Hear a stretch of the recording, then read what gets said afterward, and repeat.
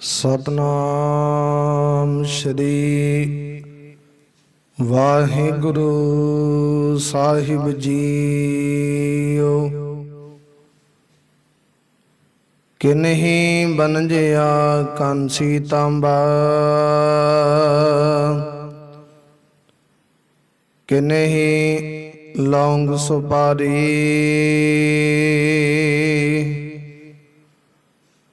संत बनजिया नाम गोविंद का, ऐसी खेप हमारी। जो जन ले खस्म का नाम, तिनकै सद बलिहार जाओ। हर को नाम सदा सुखदाई, जाको सिमर आजा मल उदरियो। गन का हूँ गद पाई, जाको सिमर आजा मल उदरियो। गन का हूँ गद पाई।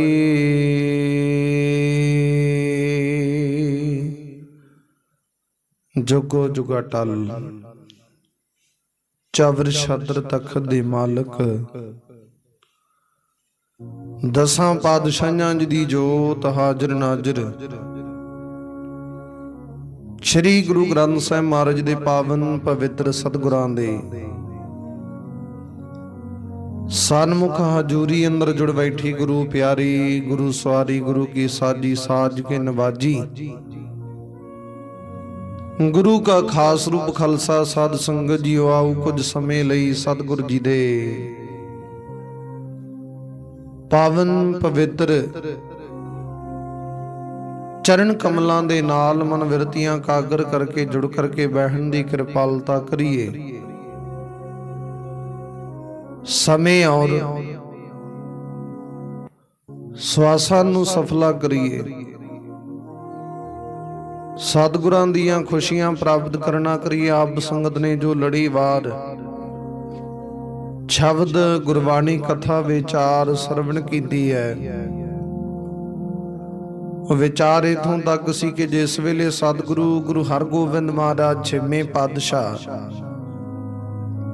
मेरी पीरी दे मालिक कृपालू दयालु सतगुरु जी, जो कि भाई रूपे नगर विखे सतगुरु जी विराजमान है, शशोभत है। उत्थे सतगुरु जी की बेअंत बख्शिश रहमत वरत रही है। सतगुरु जी नूं हुण काफी लंबा समा होया इत्थे भाई रूपे नगर विखे विराजमान होया। ते सतगुर दे सन्मुख जिथे संगतां दूरों दूरों आउंदियां नतमस्तक वे हुंदियां ने, मन दियां भावनावां संपन्न करदियां सतगुर दी कृपा रहमत वरतदी। इदां करके सतगुर जी भाई रूपे नगर विखे विराजमान है ते सतगुर जी बख्शिश रहमत वरता रहे ने। समा बतीत हुंदा गया ते सतगुरु जी दे कोल आपां जो कल विचार सरवण कीती है, वो इथों ये विचार सीगे सतगुरु जी दे कोल काबल तो कहंदे संगत आई जी दे विच बखत मल तारा चंद दो सतगुरु दे मसंद है। सतगुरु दे कोल उन्हां ने आके अपनी बड़ी तादाद विच संगत दे नाल गुरु सतगुरु दे सन्मुख नतमस्तक होना कीता। ते सतगुरु जी ने उन्हां तो खैर सुख पुछी ते रास्ते दी विचार पुछी, किवें किवें पहुंचे, किथे की होया। अमृतसर दी धरती ते दर्शन कीते जां नहीं कीते, उन्हां ने निमरता सहित हत्थ बन के बेनती कीती। कहण लगे सतगुरु जी असी अमृतसर दी धरती ते गए तां नहीं, साडे मन विच चाहत खिच सी तुहाडे दर्शन करन दी। असी छेती दिने इधर ही आ गए, लाहौर विच दी होके आए आ। ते सतगुरु जी ने पूछा लाहौर शाहजहां दा की विचार है, किन्नी उहदे कोले फौज है, किवें ओ विचार करदा, किवें रहिंदा, की उहदे हाव भाव ने पुछया। ਤੇ ਸਾਰੀ ਵਿਚਾਰ ਦਸੀ। ਫਿਰ ਬਾਅਦ ਵਿੱਚ ਸਿੱਖਾਂ ਨੇ ਦੱਸਿਆ, ਕਹਿੰਦੇ ਜੀ ਉਹਦੇ ਕੋਲੇ 2 ਘੋੜੇ ਆ, ਬਹੁਤ ਸੁੰਦਰ ਘੋੜੇ, ਜਿਨ੍ਹਾਂ ਦਾ ਨਾਮ ਦਿਲਬਾਗ ਤੇ ਗੁਲਬਾਗ ਦੋਨੋਂ ਘੋੜੇ ਆ। ਉਹ ਕਈ ਦੱਸਦੇ ਨੇ ਕਿ ਘੋੜੇ ਸਮੁੰਦਰੀ ਹੈ, ਦਰਿਆਈ ਹੈ,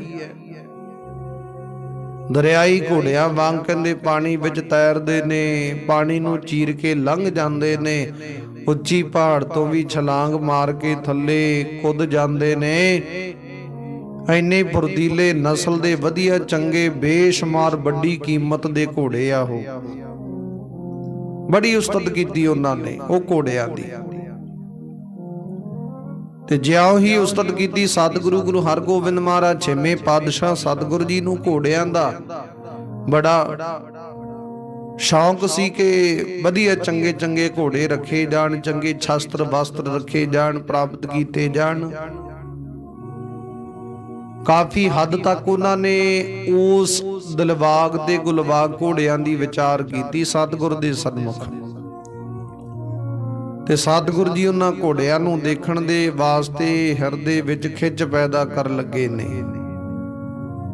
ਕਿ ਇਦਾਂ ਦੇ ਘੋੜੇ ਸਾਡੇ ਕੋਲ ਹੋਣ।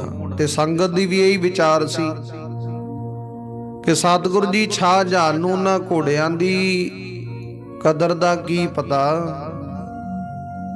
ਕਹਿੰਦੇ ਕੋਈ ਘੁਮਿਆਰ ਨੂੰ ਲਾਲ ਲੱਭ ਜੇ ਤੇ ਕਹਿੰਦੇ ਘੁਮਿਆਰ ਨੂੰ ਲਾਲ ਦੀ ਕੀਮਤ ਦਾ ਕੀ ਪਤਾ। ਉਹਨੇ ਕਹਿੰਦੇ ਗਧੇ ਦੇ ਕੰਨ ਵਿੱਚ ਗਲੀ ਕੱਢ ਕੇ ਉਹਦੇ ਪਾਤਾ, ਕਿਉਂਕਿ ਸਾਰ ਨਹੀਂ, ਉਸ ਲਾਲ ਦੀ ਕੀਮਤ ਦਾ ਪਤਾ ਨਹੀਂ, ਉਹਦੀ ਪੂਰਨ ਤੌਰ ਤੇ ਕਹਿੰਦੇ ਵਿਚਾਰ ਦਾ ਪਤਾ ਨਹੀਂ। ਕਹਿੰਦੇ ਆਮ ਇਨਸਾਨ ਲਾਲ ਦੀ ਕੀਮਤ ਨੂੰ ਕਿਵੇਂ ਜਾਣ ਸਕਦਾ, ਭਾਵ ਨਹੀਂ।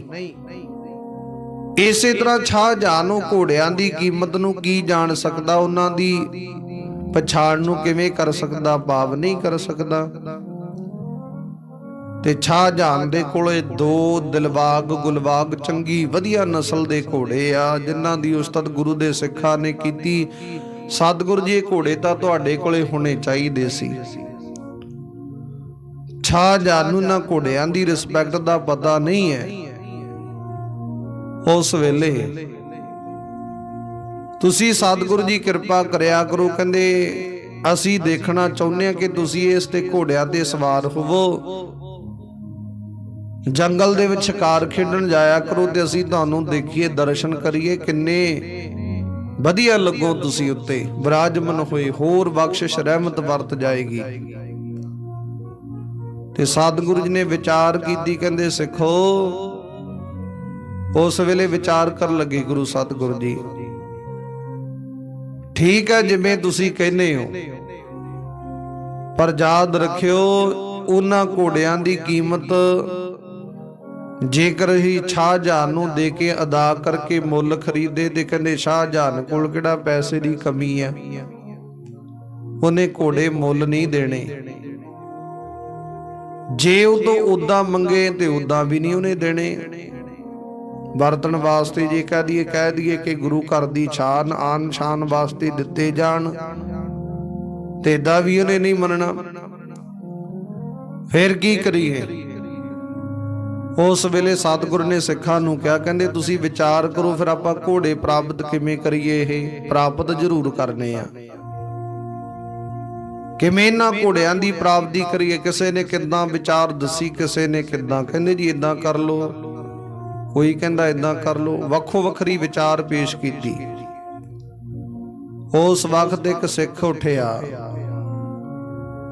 ਕਹਿਣ ਲੱਗਾ ਸਤਿਗੁਰੂ ਜੀ ਤੁਸੀਂ ਇਦਾਂ ਕਰੋ, ਇਹਨਾਂ ਨੇ ਐਉਂ ਤਾਂ ਘੋੜੇ ਦੇਣੇ ਨਹੀਂ, ਘੋੜੇ ਲੈਣੇ ਵੀ ਜ਼ਰੂਰੀ ਹੈ। ਤੁਸੀਂ ਉਹ ਘੋੜਿਆਂ ਨੂੰ ਉਥੋਂ ਪ੍ਰਾਪਤ ਕਰ ਲਓ, ਜਿਵੇਂ ਮਰਜ਼ੀ ਉਹ ਮੰਨਣ, ਭਾਵੇਂ ਉਹ ਮੰਨਣ ਚੋਰੀ ਲੈ ਗਏ, ਭਾਵੇਂ ਉਹ ਮੰਨਣ ਜ਼ਬਰਦਸਤੀ ਹਿੱਕ ਦੇ ਜ਼ੋਰ ਤੇ ਲੈ ਗਏ, ਜਿਵੇਂ ਮਰਜ਼ੀ ਮੰਨਣ, ਪਰ ਘੋੜੇ ਜ਼ਰੂਰ ਪ੍ਰਾਪਤ ਕਰਨੇ। ਹੁਣ ਸਤਿਗੁਰੂ ਦੇ ਮਨ ਦੇ ਵਿੱਚ ਵੀ ਇਹ ਵਿਚਾਰ ਹੈ। ਤੇ ਹੁਣ ਇੱਥੇ ਇੱਕ ਹੋਰ ਪ੍ਰਸ਼ਨ ਉੱਠ ਖੜਿਆ ਕਿ ਘੋੜੇ ਲੈ ਕੇ ਕੌਣ ਆਵੇ, ਕਿਉਂਕਿ ਸ਼ਾਹਜਹਾਨ ਜਿੱਥੇ ਘੋੜਿਆਂ ਨੂੰ ਰੱਖਦਾ ਸਪੈਸ਼ਲ ਤੌਰ ਤੇ, ਉੱਥੇ ਚੌਕਸੀ ਬਹੁਤ ਹੈ, ਪਹਿਰੇਦਾਰੀ ਬਹੁਤ ਹੈ, ਸਿਪਾਹੀ ਬਹੁਤ, ਵੱਡੀ ਫੌਜ, ਵੱਡਾ ਲਸ਼ਕਰ ਬਹੁਤ ਹੈ ਉਹਨਾਂ ਦੇ ਉੱਤੇ ਪਹਿਰੇਦਾਰੀ ਕਰਦਾ। ਤੇ ਹੁਣ ਉਸ ਵੇਲੇ ਕਹਿੰਦੇ ਜੇਕਰ ਕੋਈ ਜਾਵੇ ਤੇ ਖਾਲੀ ਵਾਪਸ ਨਾ ਆਵੇ, ਕਹਿੰਦੇ ਘੋੜਿਆਂ ਨੂੰ ਜ਼ਰੂਰ ਲੈ ਕੇ ਆਵੇ, ਪਰ ਲੈ ਕੇ ਕੌਣ ਆਵੇ? ਤੇ ਜੇ ਕੋਈ ਲੈਣ ਜਾਵੇਗਾ ਤੇ ਕਹਿੰਦੇ ਜਿਉਂਦਾ ਵਾਪਸ ਨਹੀਂ ਆ ਸਕਦਾ। ਇਹ ਵੀ ਗੱਲ ਨਾਲ ਹੈ। ਉਸ ਵੇਲੇ ਇਹ ਪ੍ਰਸ਼ਨ ਉੱਠਿਆ। ਫਿਰ ਇੱਕ ਸਿੱਖ ਨੇ ਬੇਨਤੀ ਕੀਤੀ, ਸਤਿਗੁਰੂ ਜੀ ਤੁਸੀਂ ਇਹ ਕੰਮ ਸਤਿਕਾਰਯੋਗ ਬਾਬਾ ਵਿਧੀ ਚੰਦ ਨੂੰ ਸੌਂਪੋ। ਆਪ ਜੀ ਦੇ ਕਿਰਪਾ ਕਰੋ, ਇਹ ਜ਼ਰੂਰ ਅਵਸ਼ ਵਧੀਆ ਦਰੁਸਤ ਵਿਚਾਰ ਦੇ ਨਾਲ ਘੋੜੇ ਲੈ ਕੇ ਵੀ ਆਉਣਗੇ ਤੇ ਜਿੰਦਾ ਵਾਪਸ ਵੀ ਆਉਣਗੇ। ਸਾਨੂੰ ਇੰਨਾ ਭਰੋਸਾ ਇਹਨਾਂ ਤੇ। ਉਸ ਵੇਲੇ ਸਤਿਗੁਰੂ ਜੀ ਨੇ ਬਾਬਾ ਵਿਧੀ ਚੰਦ ਨੂੰ ਹੁਕਮ ਕੀਤਾ, ਭਾਈ ਵਿਧੀ ਚੰਦਾ ਉੱਠ ਭਾਈ, ਤੇਰੇ ਤੇ ਸੇਵਾ ਗੁਰੂ ਨਾਨਕ ਦੇ ਦਰ ਕਰਦੀ ਆਈ ਆ। ਉਸ ਵੇਲੇ ਸਤਿਗੁਰੂ ਜੀ ਕਹਿਣ ਲੱਗੇ ਤੇਰੇ ਤੋਂ ਬਿਨਾਂ ਕੋਈ ਇਹ ਸੇਵਾ ਨਹੀਂ ਕਰ ਸਕਦਾ। ਤੇ ਸਿੱਖ ਵੀ ਕਹਿਣ ਲੱਗੇ ਹਾਂ ਸਤਿਗੁਰੂ ਜੀ ਵਾਕਈ ਇਹਨਾਂ ਤੋਂ ਬਿਨਾਂ ਇਹ ਸੇਵਾ ਕੋਈ ਕਰ ਨਹੀਂ ਸਕਦਾ, ਕਿਉਂਕਿ ਸਤਿਗੁਰੂ ਦੀ ਕਿਰਪਾ ਰਹਿਮਤ ਹੁੰਦੀ ਹੈ। ਕੋਈ ਵੀ ਕਾਰਜ ਸੰਸਾਰ ਦੇ ਵਿੱਚ ਸਤਿਗੁਰੂ ਪ੍ਰਮਾਤਮਾ ਨੇ ਉਸ ਮਨੁੱਖ ਨੂੰ ਇੱਕ ਸਪੈਸ਼ਲ ਤੌਰ ਤੇ ਵਿਚਾਰ ਦੇ ਕਰਕੇ ਉਸ ਮਨੁੱਖ ਨੂੰ ਉਸ ਵਿਚਾਰ ਦੇ ਲਾਇਕ ਬਣਾਇਆ ਹੁੰਦਾ, ਉਨੀ ਸਮਰੱਥਾ ਦੇ ਕੇ। ਤੇ ਕਹਿੰਦੇ ਹੁਣ ਬਾਬਾ ਵਿਧੀ ਚੰਦ ਤੋਂ ਬਿਨਾਂ ਘੋੜੇ ਲਿਆ ਵੀ ਨਹੀਂ ਕੋਈ ਸਕਦਾ। ਉਸ ਵੇਲੇ ਬਾਬਾ ਵਿਧੀ ਚੰਦ ਜੀ ਉੱਠੇ, ਗਲ ਵਿੱਚ ਪੱਲਾ ਪਾਇਆ, ਸਤਿਗੁਰੂ ਜੀ ਆ ਮੈਂ ਤੇ ਇਸ ਸੇਵਾ ਦੇ ਮੁਤਾਜ ਨਹੀਂ ਆ, ਮੈਂ ਇਸ ਵਿਚਾਰ ਦੇ ਲਾਇਕ ਨਹੀਂ ਆ। ਆਪ ਜੀ ਕਿਰਪਾ ਕਰੋ। ਜੇ ਤੁਸੀਂ ਕਿਰਪਾ ਕਰੋ ਕਹਿੰਦੇ ਛਾ ਜਾਨ ਦੇ ਘੋੜੇ ਤੇ ਕੀ, ਕਹਿੰਦੇ ਮੈਂ ਤੇ ਵਰਣ ਦੇ ਘੋੜੇ ਵੀ ਖੋ ਕੇ ਲਿਆਵਾਂ,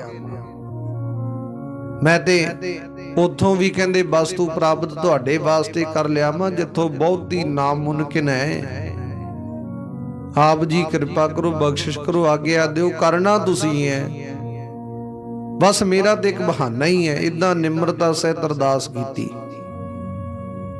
ਸਤਿਗੁਰੂ ਜੀ ਆਗਿਆ ਬਖਸ਼ੋ, ਸਰ ਤੇ ਮਿਹਰ ਭਰਿਆ ਹੱਥ ਰੱਖਿਓ। ਉਸ ਵੇਲੇ ਸਤਿਗੁਰੂ ਜੀ ਨੇ ਬਖਸ਼ਿਸ਼ ਰਹਿਮਤ ਕੀਤੀ, ਕਹਿੰਦੇ ਗੁਰੂ ਪਰਮਾਤਮਾ ਤੇਰੇ ਅੰਗ ਸੰਗ ਵਰਤਣਗੇ। ਗੱਲ ਮੁਕਦੀ, ਭਾਈ ਵਿਧੀ ਚੰਦ ਜੀ ਆਗਿਆ ਲੈ ਕੇ ਬੇਅੰਤ ਸਤਕਾਰ ਦੇ ਸ਼ਬਦ ਪ੍ਰਾਪਤ ਕਰਕੇ ਸਤਿਗੁਰੂ ਜੀ ਤੋਂ ਆਗਿਆ ਲੈ ਕੇ ਤੁਰ ਪਿਆ ਲਾਹੌਰ ਦੀ ਧਰਤੀ ਵੱਲ। ਰਾਸਤੇ ਵਿੱਚ ਤੁਰਦੇ ਤੁਰਦੇ ਨੂੰ 3 ਦਿਨ ਬਤੀਤ ਹੋ ਗਏ। ਰਾਸਤੇ 'ਚ ਪੜਾਓ ਕਰਦੇ ਕਰਦੇ ਨੇ ਲਾਹੌਰ ਦੀ ਧਰਤੀ ਤੇ ਪਹੁੰਚਣਾ ਕੀਤਾ, ਅੰਮ੍ਰਿਤਸਰ ਦੀ ਧਰਤੀ। ਵਾਹਿਗੁਰੂ ਭਾਈ ਰੂਪੇ ਕੇ ਨਗਰ ਤੋਂ ਚੱਲ ਕੇ ਉਸ ਵੇਲੇ ਜਾ ਕੇ ਜਦੋਂ ਪਹੁੰਚਿਆ ਨਾ ਇੱਧਰ ਲਾਹੌਰ ਦੀ ਧਰਤੀ ਤੇ, ਇੱਥੇ ਇੱਕ ਗੁਰੂ ਦਾ ਸਿੱਖ ਹੈ ਤਰਖਾਨ, ਜਿਹਦਾ ਨਾਮ ਭਾਈ ਜੀਵਨ ਕਰਕੇ ਇਤਿਹਾਸ ਦੇ ਵਿੱਚ ਵਰਣਨ ਕੀਤਾ ਗਿਆ। ਤੇ ਭਾਈ ਜੀਵਨ ਦੇ ਕੋਲ ਕਹਿੰਦੇ ਸਤਿਗੁਰ ਦਾ ਸਿੱਖ ਬਾਬਾ ਵਿਧੀ ਚੰਦ ਜੀ ਪਹੁੰਚਿਆ। ਤੇ ਅੱਗੋਂ ਤਰਖਾਨ ਸਤਿਕਾਰਯੋਗ ਭਾਈ ਜੀਵਨ ਨੇ, ਉਹਨੇ ਵੀ ਵੇਖਿਆ ਕਿ ਗੁਰੂ ਦਾ ਸਿੱਖ ਹੈ। ਉਹਨੇ ਆਓ ਭਗਤ ਕੀਤੀ ਭਾਈ ਵਿਧੀ ਚੰਦ ਦੀ, ਜਲ ਪਾਣੀ ਪ੍ਰਸ਼ਾਦਾ ਪਾਣੀ ਛਕਾਇਆ ਤੇ ਪੁੱਛਿਆ ਤੁਸੀਂ ਇੱਧਰ ਕਿਵੇਂ ਆਏ ਹੋ, ਕਿਸ ਕੰਮ ਨੂੰ ਆਏ ਹੋ, ਆਪਣੇ ਮਨੋਰਥ ਵਾਸਤੇ ਜਾਂ ਗੁਰੂ ਨਾਨਕ ਦੇ ਦਰਕਾਰ ਦੇ ਕਾਰਜ ਵਾਸਤੇ ਆਏ, ਦੱਸੋ ਕਿਸ ਕੰਮ ਆਏ ਹੋ। ਬਾਬਾ ਵਿਧੀ ਚੰਦ ਜੀ ਨੇ ਸਾਰੀ ਵਿਚਾਰ ਖੋਲ ਕੇ ਦੱਸ ਦਿੱਤੀ। ਉਸ ਵੇਲੇ ਕਹਿਣ ਲੱਗੇ, ਕਹਿੰਦੇ ਦੇਖ ਬਾਈ ਇਹ ਗੱਲ ਤੇਰੇ ਤੇ ਮੇਰੇ ਵਿੱਚ ਰਵੇ, ਤੀਜੇ ਮਨੁੱਖ ਦੇ ਕੰਨੀ ਗੱਲ ਨਾ ਪਵੇ ਇਹ, ਕਿਉਂਕਿ ਜਿਹੜਾ ਗੁਰੂ ਘਰ ਦਾ ਕਾਰਜ ਕਰਨ ਆਇਆ ਬਹੁਤ ਵੱਡਾ ਕਾਰਜ ਹੈ, ਬਹੁਤ ਔਖਾ ਕਾਰਜ ਹੈ ਤੇ ਕਰਨਾ ਵੀ ਜ਼ਰੂਰੀ ਹੈ। ਉਹ ਕਹਿੰਦਾ ਲੈ ਹੁਣ ਇੱਕ ਤੇ ਇੱਕ ਆਪਾਂ 11 ਬਣ ਗਏ, ਤੂੰ ਵੀ ਕੋਈ ਵਿਚਾਰ ਦੱਸੇ ਮੈਂ ਕਾਰਜ ਕਿਵੇਂ ਕਰਾਂ। ਕਿਹੜਾ? ਸਤਿਗੁਰੂ ਜੀ ਦੀ ਸੇਵਾ ਦੇ ਵਿੱਚ ਸ਼ਾਹਜਹਾਨ ਦੇ ਦਿਲਬਾਗ ਤੇ ਗੁਲਬਾਗ ਘੋੜੇ ਲੈ ਕੇ ਜਾਣੇ ਆ जिन्ना घोड़ियां दी चौकसी बहुत की गई, पहरेदारी बहुत रखी गई है। स्पैशल तौर ते उन्हां घोड़ियां नूं उन्हां दी देख रेख की जाती है, सारा कुछ देखा जाता ते ओह घोड़े लैके जाने। मैं सतगुरु जी दे वास्ते सेवा दे विच ਇਹ ਹੁਣ ਸ਼ਾਹਜਹਾਨ ਨੇ ਨਾ ਤੇ ਮੁੱਲ ਦੇਣੇ, ਨਾ ਉਦਾਂ ਮੰਗੇ ਦੇਣੇ ਆ। ਇਹਦੇ ਫਿਰ ਕਹਿੰਦੇ ਉਦਾਂ ਛੀਨ ਕੇ ਲਿਜਾਣੇ ਪੈਣੇ, ਖੋਹ ਕੇ ਲੈ ਕੇ ਜਾਣੇ ਪੈਣੇ, ਜਾਂ ਕਹਿ ਲੋ ਕਿ ਚੋਰੀ ਲਿਜਾਣੇ ਪੈਣੇ।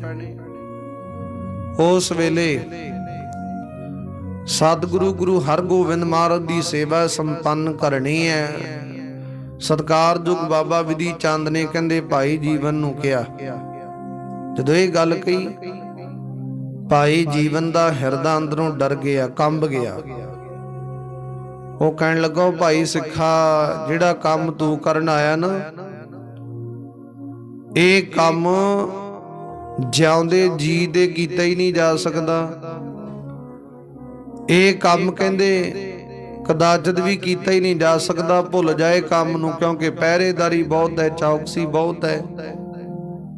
ਉਹ ਕਹਿੰਦਾ, ਬਾਬਾ ਵਿਧੀ ਚੰਦ ਜੀ ਕਹਿੰਦੇ, ਨਹੀਂ ਤੂੰ ਮੈਨੂੰ ਇਹ ਦੱਸ, ਤੂੰ ਇਸ ਨਗਰ ਦਾ ਭੇਤੀ ਆ, ਇਸ ਨਗਰ ਦੇ ਵਿੱਚ ਰਹਿਣਾ, ਤੈਨੂੰ ਇੰਨਾ ਪਤਾ ਹੋਊਗਾ ਕਿ ਘੋੜੇ ਕਿੱਥੇ ਰੱਖੇ ਗਏ ਆ, ਕਿਵੇਂ ਕਰਕੇ ਰੱਖੇ ਗਏ ਆ, ਕਿਸ ਕਿਲੇ ਵਿੱਚ ਰੱਖੇ ਗਏ ਆ, ਇਹ ਸਾਰਾ ਦੱਸ ਦੇ।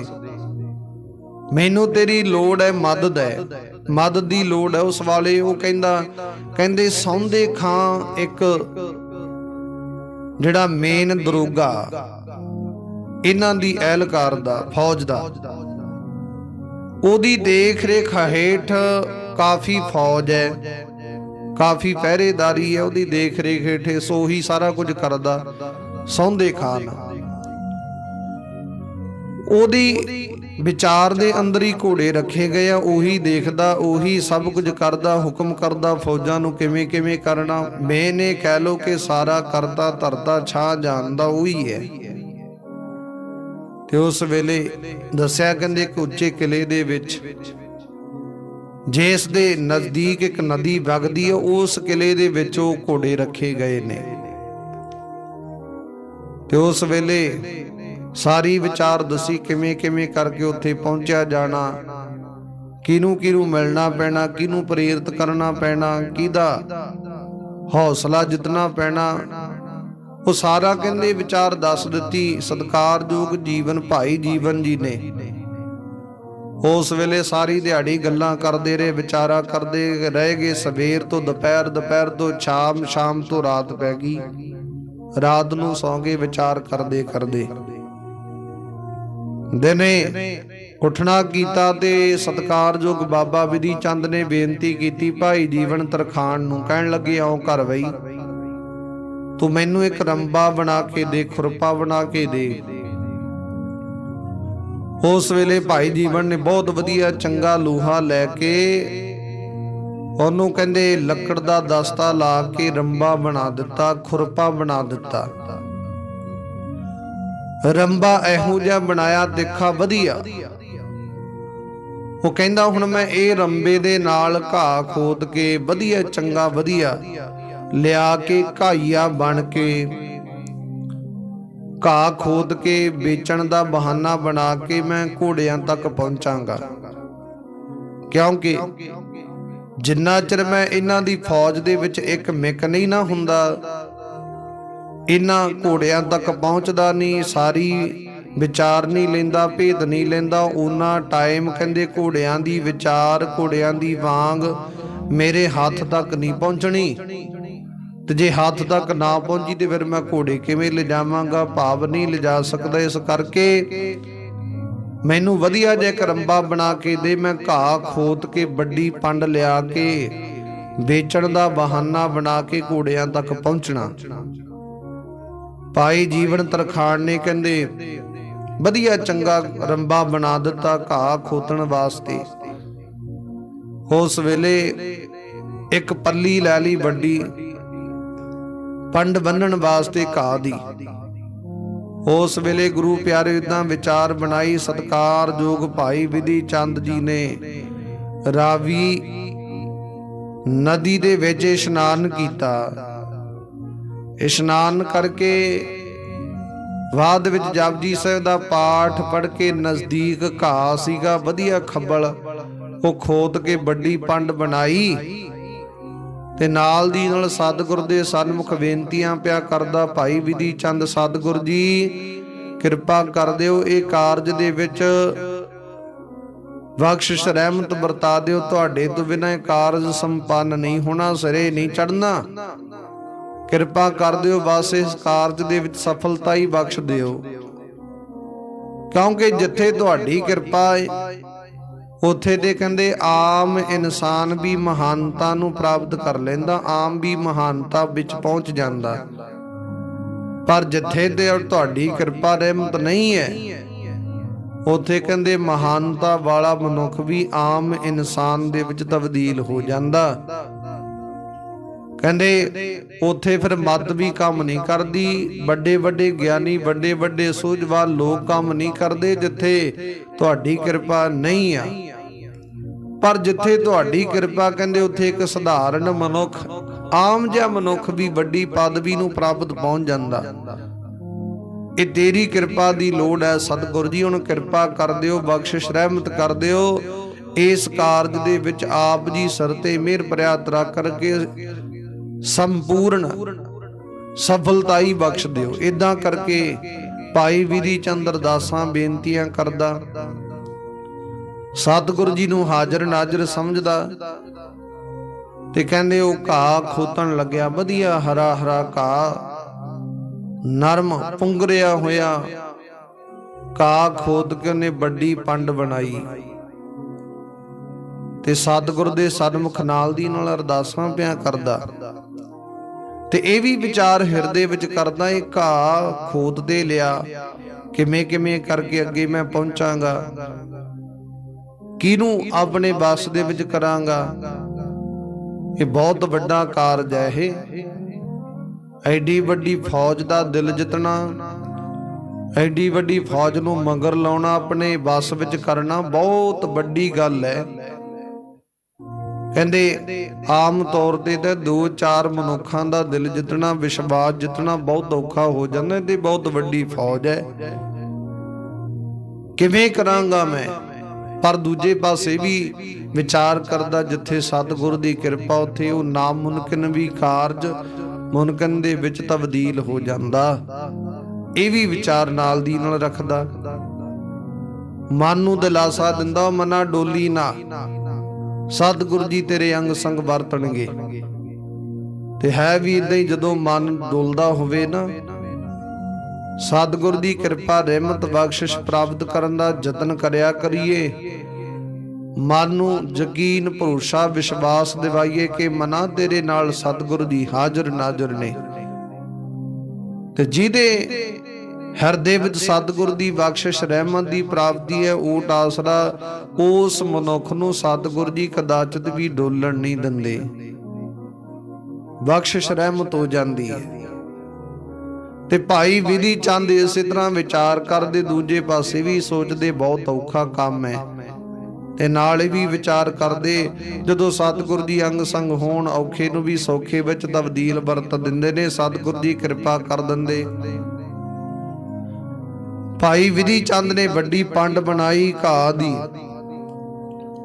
सारी दिहाड़ी वो वधिया वधिया चुन चुन के घाह खोददा रहा कि मैं वधिया घाह खोता, उन्हां घोड़ियां दे तक पहुंचा, क्योंकि घोड़ियां नूं ज्यादातर चंगा नरम घाह खब्बल खाण दा हिरदे विच विचार हुंदा, वो खुश हो के खांदे ने।